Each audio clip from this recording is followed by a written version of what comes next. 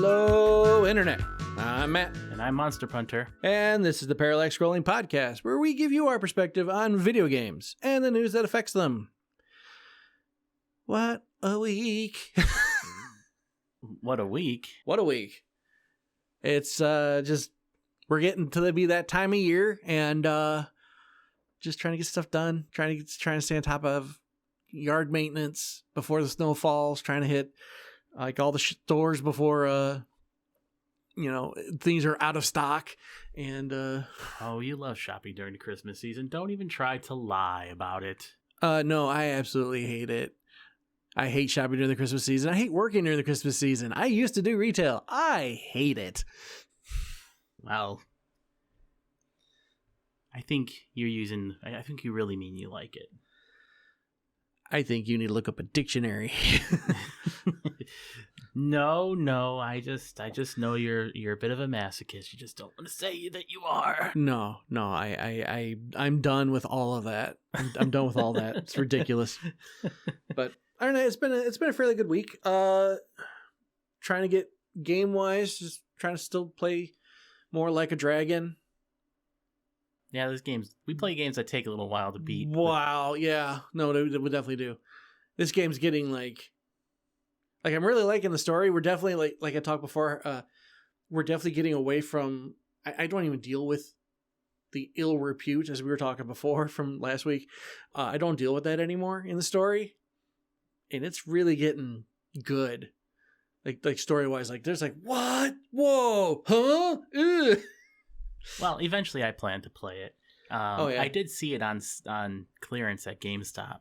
They had it for $10 on Xbox. Oh, wow. That's not bad. Yeah, and it is upgradable to X and S. I was looking at it, I'm like, I think I have it for free on PSN, so I'm probably still going to play it that way. It didn't make sense to spend $10 on it, but I was like, $10 isn't too bad. Yeah. And the issue I'm having is that I'm at a point in the game now where, and I guess this is something everybody knows about, there's a boss I have to fight that's actually two bosses, and they're higher level than me, and they're both known for like one-shotting characters. So it's just like trying to prepare for that fight is pretty tough. Other than that, really just been kind of like farting around in Terraria a little bit, like to like give myself a mental break sometimes. Just like, I'm going to try and build a house.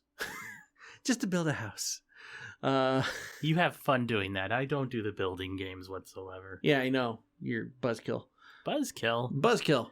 I destroy things, sir. Yeah, well, there's plenty to destroy in Terraria, but you don't want to try it, so... Listen, I don't do both sides of the coin. I just do the tear down part. I don't do the build up part. You don't do any part. Oh, I do. You don't play any of those. I'm pretty good at destroying stuff. Yeah. I'm not going to say anything. I'm going to leave that one alone. That's an easy target. I'm the better person here. I'm just going to walk away. He's trying to fool himself right now, folks. No.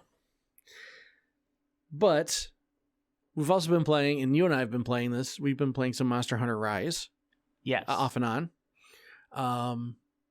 It's kind of funny. I haven't played in such a long time, and coming back, it's like, what's the buttons again? I'm fighting what now? Yeah, and I hate the fact that the execute button and the back button are reversed on the Switch. It's really annoying. I absolutely hate it. And if you remember an article from a while ago, Sony changed their scheme because that's the Japanese buttons where, yeah, if we're talking PlayStation, it's circle button to select something and X button to back out. That's the Japanese way of doing it. But they switched the American way, and they had a fit over there in Japan about it. Like, I want to say it was news just before the PS5 came out that they were doing that. Good. I'm glad that they understand our anguish for the past several years. I just wish that Nintendo would do the same thing. And ultimately, what the real problem is with all three of the main manufacturers and their controllers is the X button. The X button is not the same place on any of the controllers. Yeah. That's true. That is very true. I hate it. Why does everybody have the X button and nobody has it in the same place? No one has it in the same place. I'm sorry, unless you're overseas, then the PlayStation button is the cross button. Oh. Yeah, I know. It's like, what's easier to say? Oh, hit the cross button or hit the X button. It Yeah. doesn't. I mean, it means that either way, no matter what you call it, they're in this. It's like it like migrates north from the Sony to the Nintendo controller. Yes, Yeah, it makes this weird shape. It's like it's not a bird, right? It doesn't need to nest somewhere else. Yeah. No, and it's definitely not gonna make more controllers wherever it's gonna go. I mean, maybe. I mean, if it was gonna make because birds, traveled and they nest and they have more birds. Maybe the unholy fourth one will be like Apple making a controller where it's the last button on the face of the controller is now the X button. So it'll be, depending on where it is, it'll be all the way on the other side, and we can all if it's Apple, the X button is going to be a separate attachment for $500 that you have to buy. Or they just make it the cha-ching sound whenever you do it. They charge you every time to hit the X button. Apple. But yeah, I think this Christmas season, this holiday season, whichever holiday you recognize, I hope it's a good one, and I hope that everybody has a safe one and will be able to find what they're looking for, because no matter what religion we all worship, all of it comes down to shopping in the United States nowadays. I want to say it, and I kind of don't want to say it. Nah, don't say it then. But it's just like it's definitely an issue of like, it doesn't matter if what religion you celebrate this time of year. We all worship the almighty dollar. Oh gosh, I don't know if I go that route. I mean, that's what it feels like. It's just like, I don't know if I told you that. Did I tell you this? So, everybody's in the perfect shopping mood this season, especially this season. I walked into a Walmart the other day. Had to get like something for some family. And I walked through the door and I took maybe 5-6 steps in with my shopping cart. And this lady I've never met in my life, like down by the produce bar, is walking like into the same aisle I am. She looks at me, smiles, and flips me off. You did tell me that. What? Why? Like, Merry Seasons to you too. Like, what the heck, people? Like, just, I don't know what to say other than, yeah, I mean, like, 'tis the season to not be like that ever. if it makes you feel any better, I can flip you off too. I'm gonna flip your chair. That's what I'm gonna do. But who might have solved the whole shopping problem?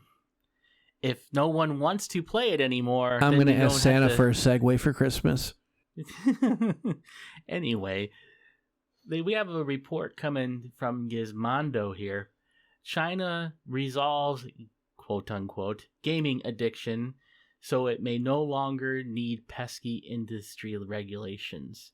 Essentially, there was an article earlier this year where they put into effect the fact, kids could only play for 1 hour a day and 3 hours on the weekends.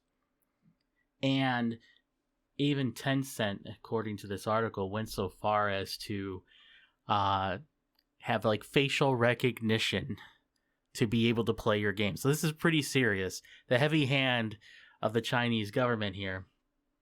And so now they think they've solved it and may be able to back away because kids aren't spending so much time playing video games.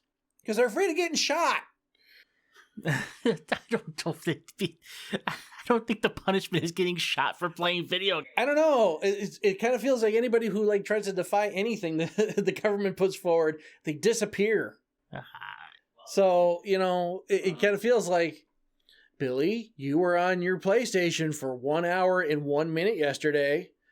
Get in the car. Like, Well, here's the thing. Like, I don't think that whatever numbers they're publishing, sure, it's probably going down a little bit, but how do I put it? Like, people will find ways to get around things.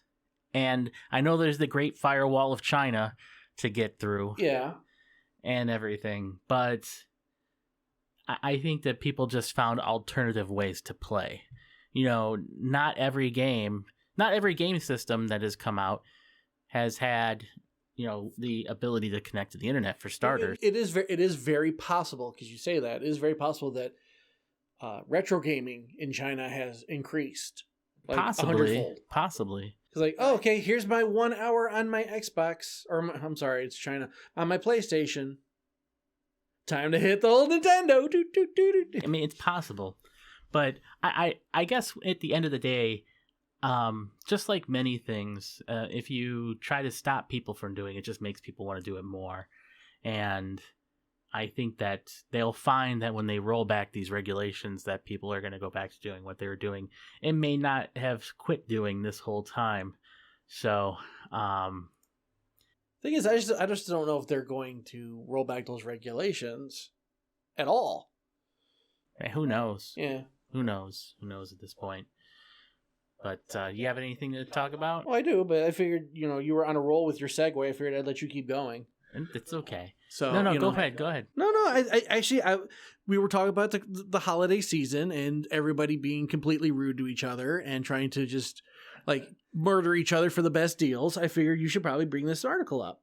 Okay, well then, about speaking of great deals. Oh, that one too, but I was thinking the other one. Speaking of great deals, Samsung is selling a 2 terabyte SSD that's compatible with the PS5 for $174 or less, or less, depending if you want to go with the different capacity. I think this is indicative of Sony's strategy, and I think it's really good. It's just a regular NVMe slot SSD, and Sony's not going to make any money on these. So Samsung's making all the money. So I find it really interesting that Sony decided to go this way for storage expansion for this generation. But the big thing, the real thing that makes this a story, in my opinion, is the fact that this is less for 2 terabytes of storage than Xbox's proprietary SSD expansion, which is just 1 terabyte. That's going to be on sale for $200 this Christmas season. So you're getting twice as much storage for about the same price. And so this is huge, and Microsoft needs to understand that they need to start lowering their prices here before too long, or, the cost of an Xbox is really a lot more than a PlayStation to a certain degree at that point. Well, here's the two things I really think we need to take away from this is that you're comparing the Samsung drive to the Microsoft drive. Yeah. For the system. So First off, this is not Sony putting it forward, because Sony very easily could have been like, it's $374. I could see that totally being a thing, especially the way Sony's been lately. The other thing, though, is Sony probably just realized, like, well, for example, you and I think I can share this information. You and I have Seagate hard drives for our PlayStations. Yes. Those aren't Sony. Sony didn't see a dime of that. Sure. So I figure this is just one of those things where Sony's just like, all right, whatever. Well, I think Logitech, Seagate. I'm sorry, Seagate is the one who makes the Xbox One. There's probably they approached Microsoft and made some sort of deal for these. And whenever you have something like that happens, I think it's bad for the consumer, and as evidenced by what we're talking about right now, the market is bringing down the price of SSDs that are PCIe Gen 4 SSDs to a point where, I think the 1 terabyte one is somewhere around $100. Right. It's for me, that might be the one I get, because I don't think I'm going to need more than 1 terabyte. I don't know. I like holding on to my save data. Well, the save data you can hold on to. It's just the game install. The save data and the game install are two different Well, that things. too, but sometimes it's just so inconvenient to reinstall. You just want to have it done. First world problem. Yeah, definitely first world problem. But actually, I do want to bring this up, and this isn't part of our list. But speaking of Sony and Microsoft, I don't know if you heard the news, but Microsoft has agreed to put Call of Duty on the PlayStation for the next decade. Okay. Not the next 3 years. They're offering that up for the Activision Blizzard acquisition. Well, I guess if that's what it takes to get the regulators to say yes, then that's what it's going to take. I don't. Yeah, because I think it's definitely I don't fully understand the article. I haven't gone into it. I haven't done a deep dive on this one. I just saw it and was like, oh, interesting. Yeah, we weren't prepared to talk about this one today, Right, so I yeah. didn't. Oh yeah, no, and it was literally something I sprung on you because I was just like, oh yeah, by the way. Well, as part of this story, I'll spring something on you, but I wasn't planning to talk about. Did you know that one of the regulators in Europe said, when he was referring to this whole situation, he said, my PlayStation. Oh yeah, I heard about that. My PlayStation. Yep. So is there a bias over there in Europe about Yeah. the deal?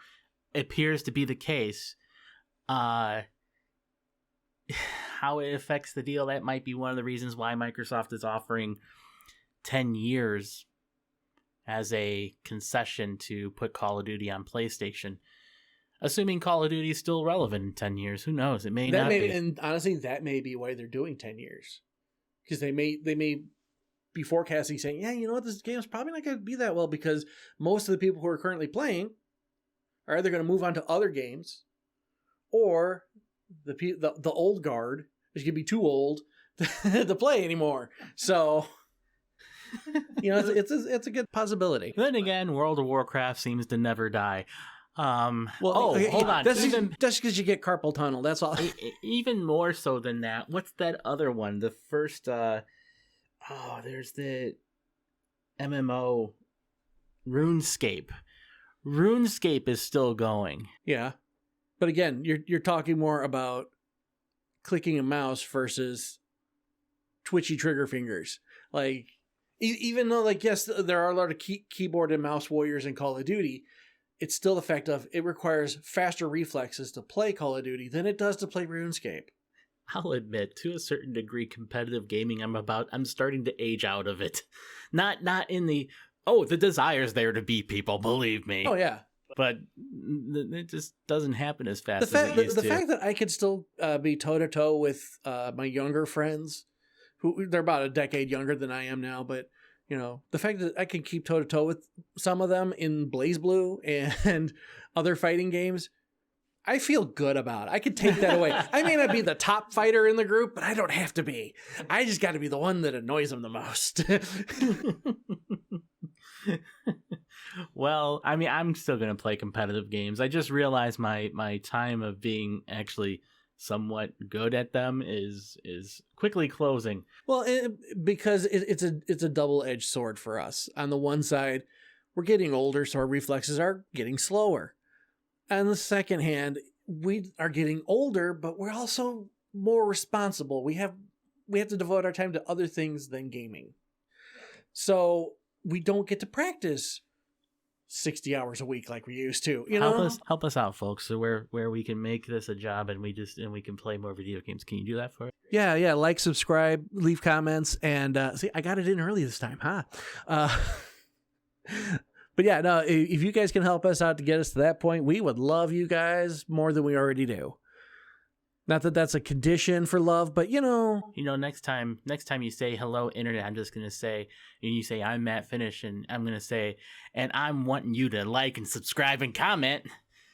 It's going to get to the point where I'm just going to be like, hello, why haven't you subscribed yet?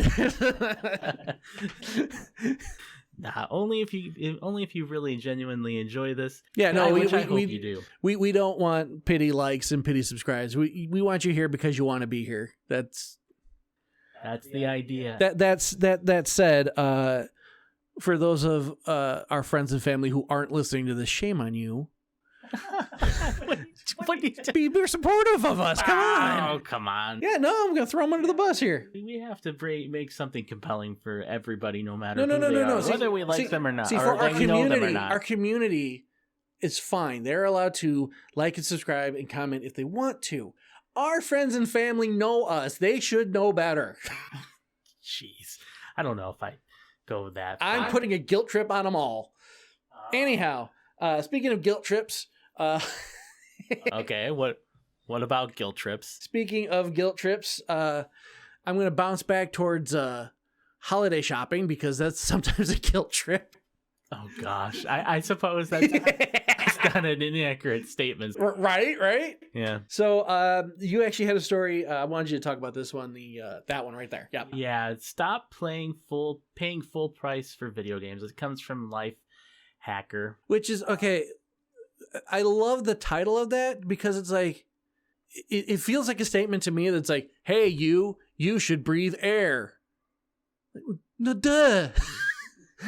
Stop paying full price for video games. No, duh.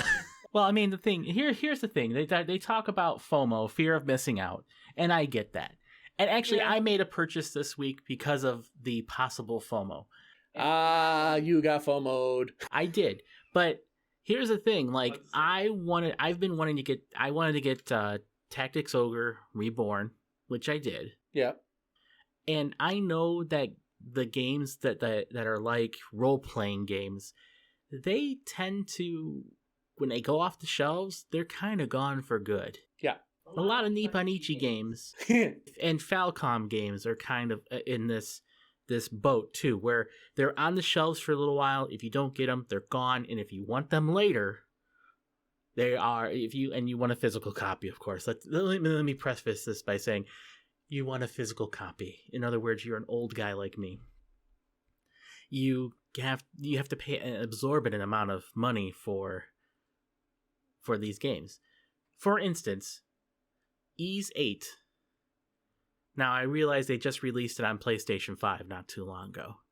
And, like, you can pick it up for $50. But I could not... When I was looking to buy it, I could buy the PS4 version for $150 online.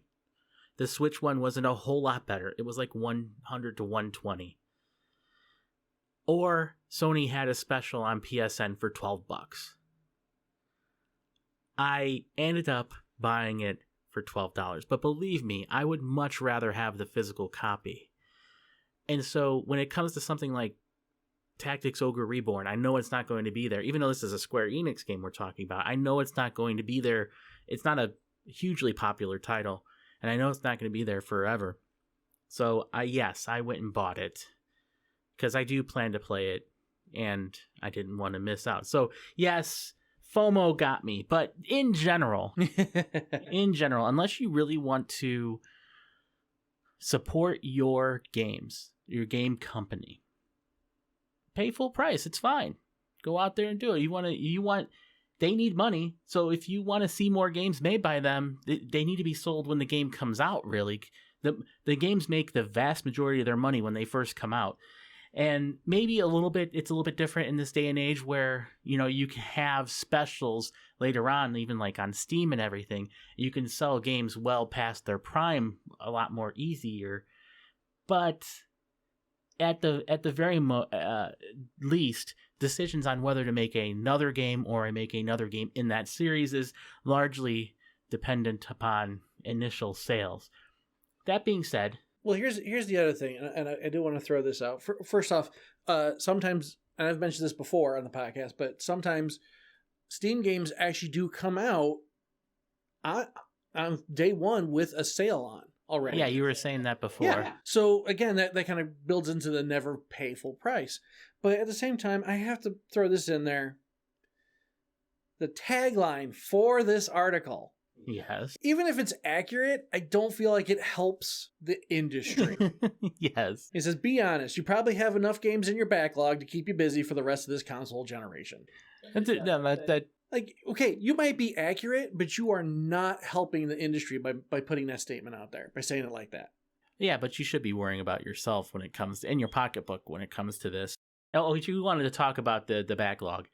yes, I probably have a backlog where that statement probably makes me sense. too. But some of the backlog, I don't. It's like, okay, so I have Doom Eternal in my backlog. Mm-hmm. At the time I bought Doom Eternal, I bought it for $20, so it wasn't that big of a spend for me compared to a new game. I genuinely thought I was going to play that game. I don't know if I'm ever going to play that game now. Right. But it's still there. Yeah, like I have Detroit Become Human. I have Until Dawn. I have a ton of games that I just don't know if I'm ever going to have time to get to them. And that doesn't mean I don't want to have them, because who knows? I may very well have the time to get to it in the future. And let's face it, the games are in your backlog. Some of them are there because they're not as you're not as invested in them as much as you're invested in the new game that comes out. Take God of War Ragnarok, for example. Right. There's people that I know that dropped everything they were playing to play God of War Ragnarok. Yeah. Effectively putting whatever they were playing in their backlog. And I'll be honest, like I'm playing, like I said, I'm playing Yakuza Like a Dragon. My brother has offered me to let me borrow his copy of Sonic Frontiers. I would love to play Sonic Frontiers, but I don't want to put down Like a Dragon right now because I am afraid that I won't pick it back up. And I don't want to do that. There are too many games in my life I've already put down and never picked back up, and I regret. That sounds like it's something for a topic for another time. Anyway. So here's something, and here's this feeds into my argument several episodes ago. And the second point this article makes says, avoid the bugs, enjoy the DLC, and don't get burned. Yes, my whole point where your day one adopters get the worst experience, sure, I can agree with him there. That, you know, they use Cyberpunk 2077 as an example. It's a much better game now than it was when it came out. True. Although at the same time, if you are a fan of the game and you are a fan of the series or whatever, there is a level of enjoyment to seeing the game that you got grow and blossom and become something better. Because you get to go back and say, I remember back when I played it and it had this issue, and now it's so much better. You know, there's an argument for that, I think. You want to make the argument for the video game equivalent of, I remember when these were all cornfields. You could do that if you want, but I was thinking more of, like, even though I don't drink it, people who talk about wine. You know, like, oh yeah, you know, I could have bought this wine and drank it right away, but I saved it for a couple of decades and now it's fantastic. You know, I hear that kind of stuff all the time.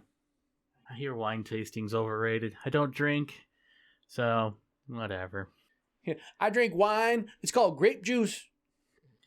It says easier than ever to never pay retail for a new game, and I guess that can be true based on what Matt was saying there. They also reference Slick Deals, Cheap Ass Gamer, Deku Deals, things like that you can go to for games as well. Yeah, but again, it's if you have the ability to support the developer day one, and it's someone you really want to support, do so. That's my recommendation. Don't worry about the sales. Don't worry about the full price.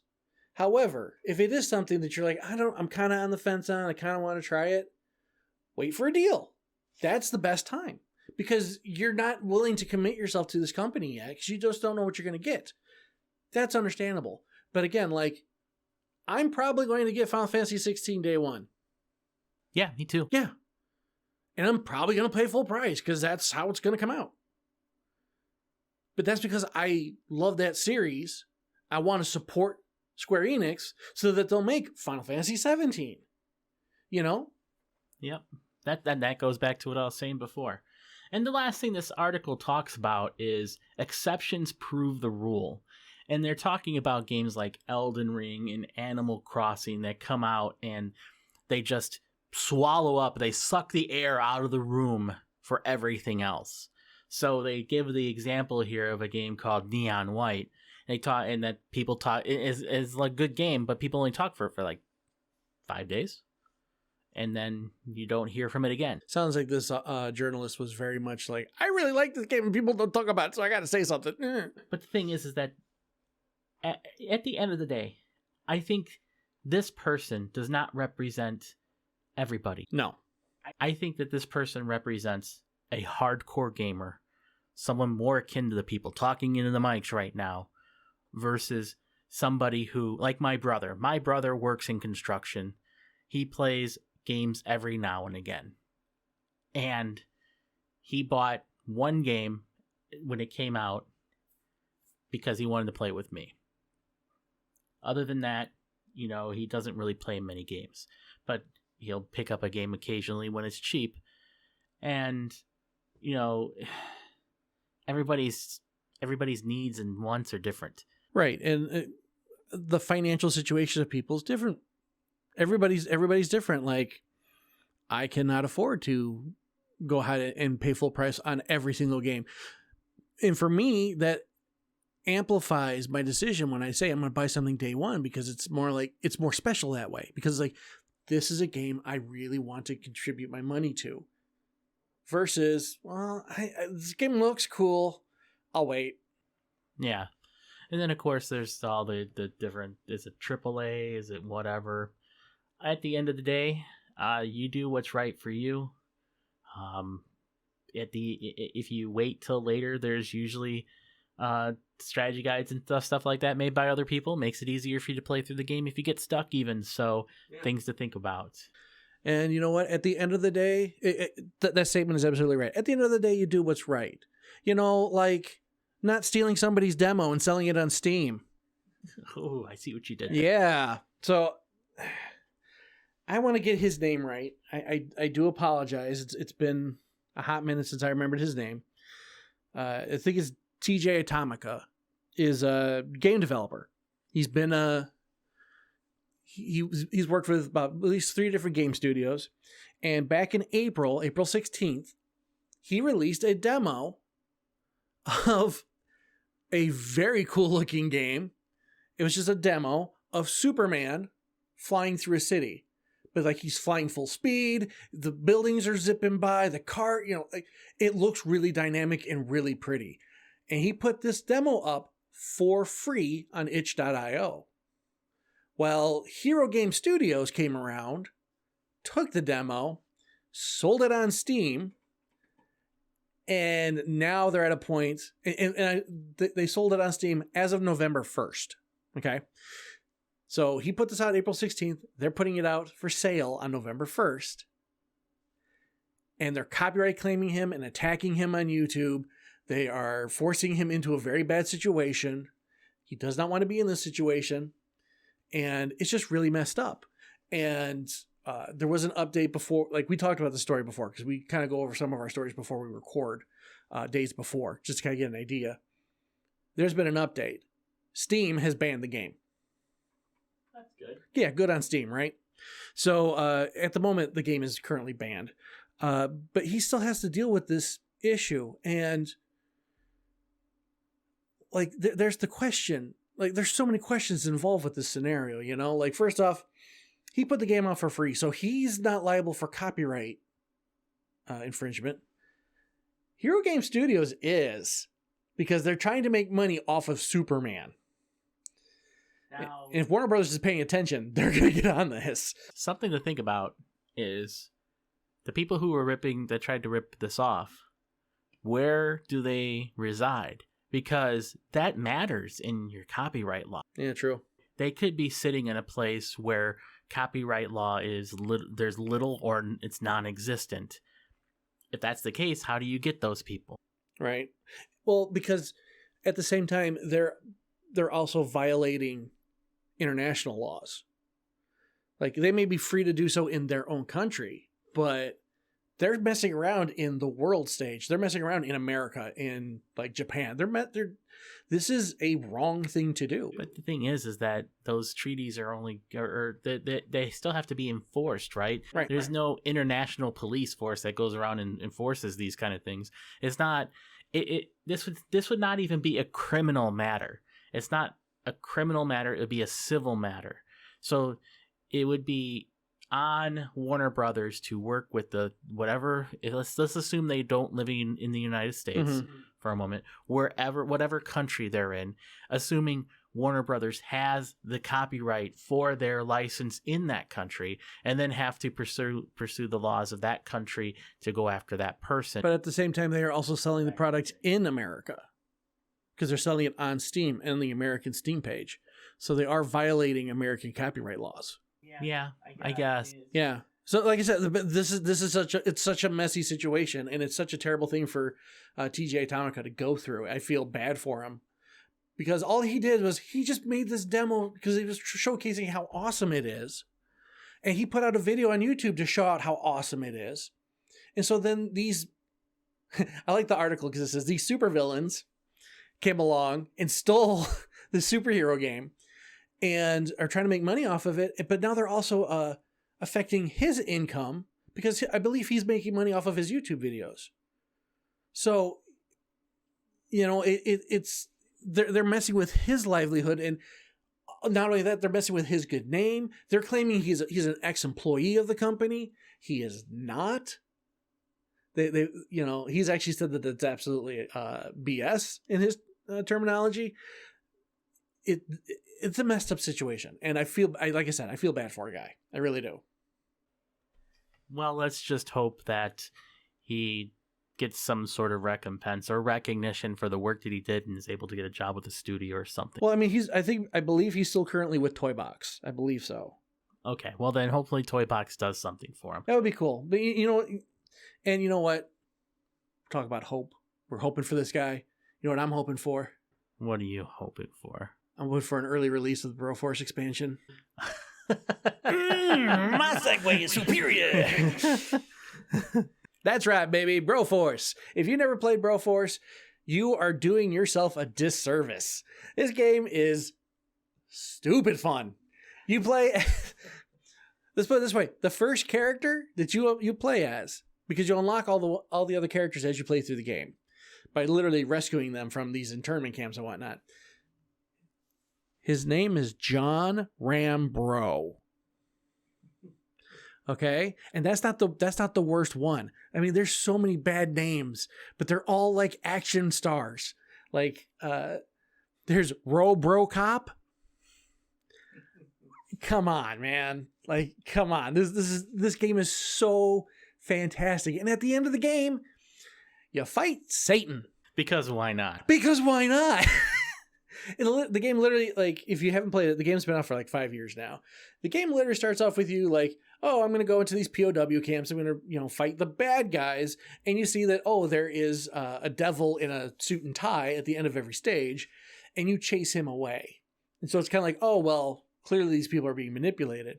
But it goes from fighting normal people with like guns and dogs and helicopters and whatever to all of a sudden fighting xenomorphs a la Contra.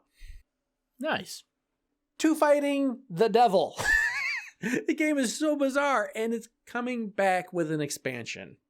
Meaning they're adding more levels, more characters, more... Yes.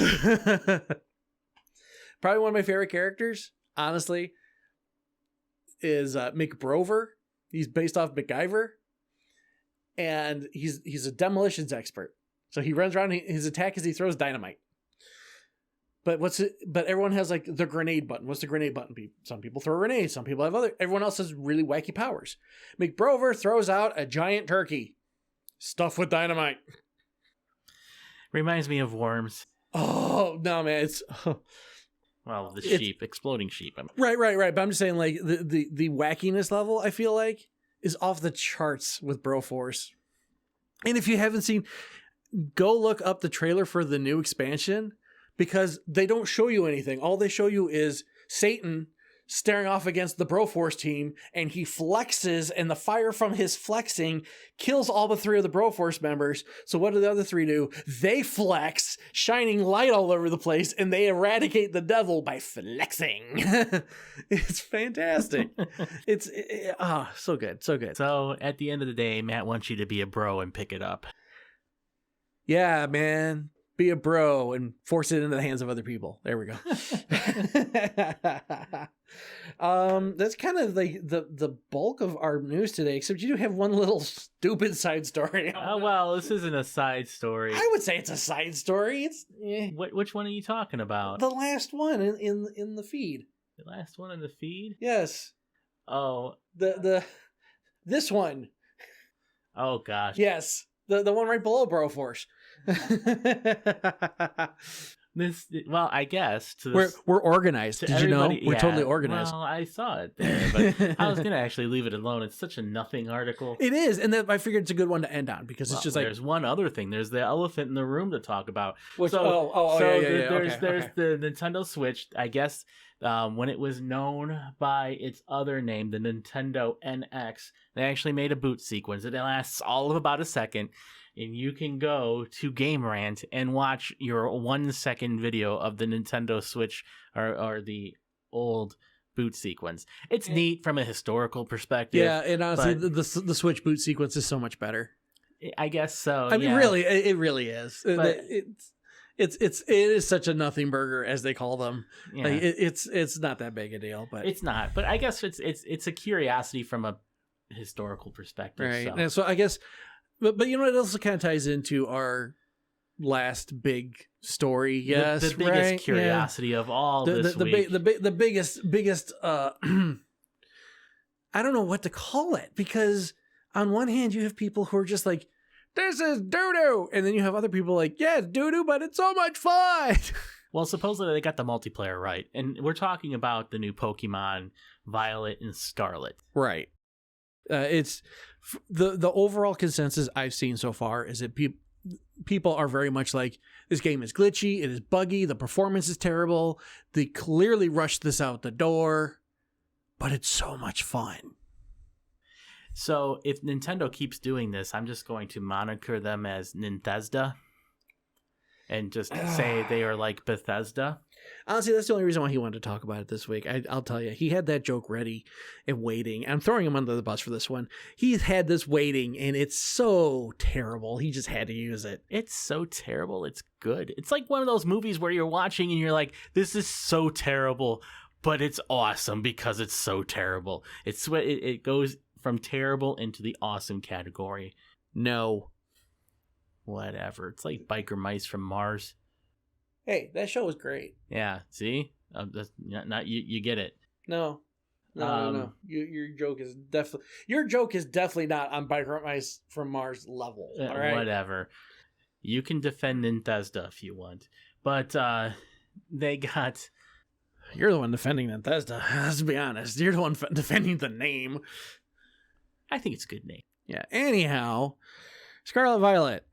What happened? Well, what happened? Apparently, there's some loadings that go on in the background, and when you throw a Pokeball to pick up I call it a monster, but a Pokemon, the Switch is in between like zones, and so it's trying to load in a zone on the fly, and it's just causing stuttering. It's just a big mess right now. It doesn't break the game. I mean, you ultimately still get to play, but it's definitely distracting and takes away from the experience. Right. And overall, the general performance issues like that, among other things, have been distracting for a lot of people, where it's the whole point of the game is to be immersed in it. Yeah. And it's just, especially because it's a Pokemon title, you would figure that they put more effort into this, and it doesn't appear to be the case. And that's what's kind of surprising to a lot of people. Yeah, it's just strange after all the releases that they've had that, you know, that this happens. Nintendo's QA is one of the best. How do I put it? They don't really ever come out with games that are glitchy to this degree. Right, like they still release glitchy games, but it's definitely not like... You know what? Now that I think about it, you know what? This has a common theme. And I bet you I know why it's glitchy to a certain degree, too. Why?